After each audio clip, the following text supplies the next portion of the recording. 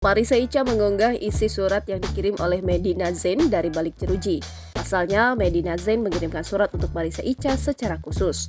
Melalui unggahan Marissa Ica, diketahui surat tersebut ditulis tangan oleh Medina Zain. Medina Zain meminta maaf kepada Marissa Ica atas segala kesalahan yang ia perbuat. Tak hanya itu, Medina Zain juga meminta Marissa Ica bersedia menjenguknya di rutan. Selama di penjara, Medina Zain mengakui bahwa ia telah melakukan kesalahan. Hai Kak, apa kabar? Semoga kakak selalu sehat dan dilindungi Allah Subhanahu wa Ta'ala. Amin. Kak, aku mau minta maaf ya Kak atas semua kesalahan aku. I've been reflecting and learned lot of things from my mistakes.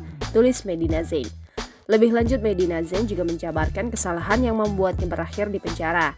Medina Zain merasa ambisi terlalu mengontrol egonya sehingga ia tidak bisa membedakan mana yang benar dan salah. Aku sadar aku terlalu ambisi and I cannot control myself.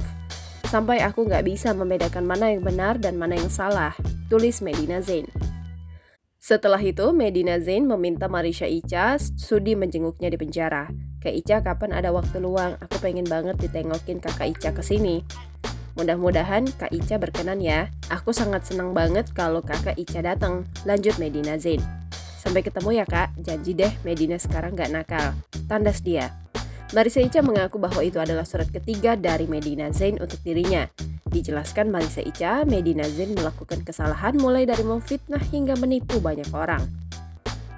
Teman-teman online yang mengikuti permasalahanku dengan Medina yang begitu tinggi, sombong dan percaya dirinya, MZ memfitnah, menghina anak dan keluarga saya, serta banyak menipu banyak orang, serta menzalimi banyak orang.